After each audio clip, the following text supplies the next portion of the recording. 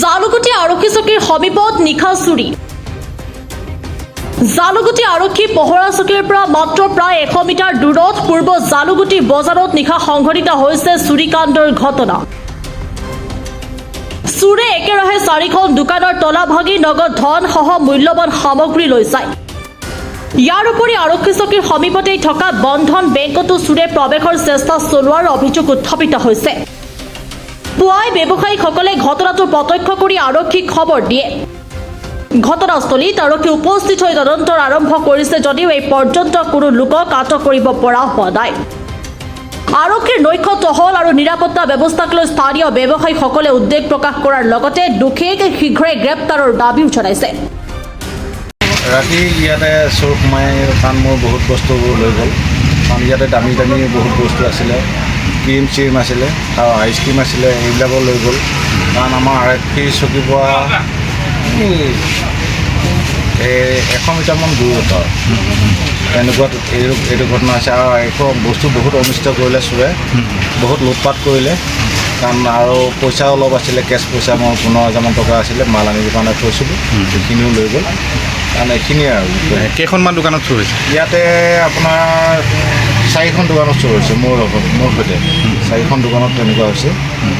কাৰণ ধৰ এতিয়াও আমি একো অনুসন্ধানে পোৱা নাই। আমি দিছোঁ কমপ্লেইন এটা, এতিয়া ছাৰহঁতে কি কৰে আৰু আৰক্ষীয়ে কৈছে এইটো তদন্ত কৰিব বুলি কৈছে। মৰিগাঁৱৰ পৰা বুবুনাথৰ ৰিপৰ্ট, প্ৰাতঃ টাইম ডিজিটেল। শদিয়াৰ পৰা ধুবুৰীলৈ, বৰাকৰ পৰা ব্ৰহ্মপুত্ৰলৈ সকলোৰে মাজত চিনাকি এটা নাম প্ৰাতঃ টাইম। থলুৱা ভাষা, কৃষ্টি আৰু সত্য বাতৰিৰ আধাৰত প্ৰতিষ্ঠিত খবৰ প্ৰাতঃ টাইমৰ প্ৰতিটো বা বাতৰি পুংখানুপুংখভাৱে চাবলৈ Facebook, YouTube, website, Twitter, Instagram আৰু ব্লগাৰ পেজত লাইক আৰু ফ'ল' কৰক। ধন্যবাদ। অসমৰ সংবাদ জগতখনৰ বাবে এক সুখবৰ। আপোচবিহীন ৰাইজৰ কণ্ঠ সাপ্তাহিক কবচ নৰূপ নসাজেৰে পুনৰ এবাৰ অসমৰ ৰাইজৰ মাজলৈ।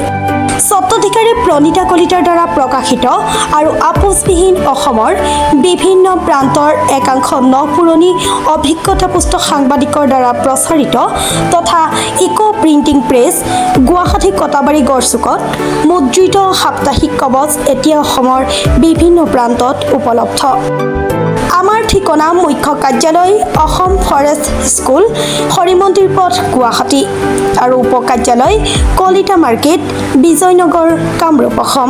মোবাইল নম্বৰ হৈছে 9435114666 অথবা 9864084600 আৰু আমাৰ ইমেইল আইডি হৈছে kobos2025@gmail.com।